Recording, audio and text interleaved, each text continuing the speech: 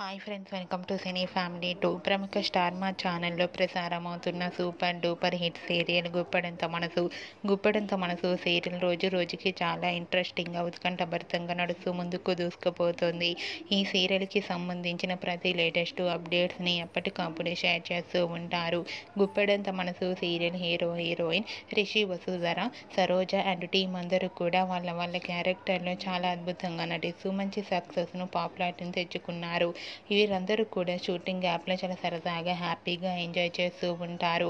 అయితే రీసెంట్గా Guppedantha Manasu serial heroine Rishi Vasudhara, Saroja upcoming shooting location latest ఫొటోస్ని షేర్ చేశారు.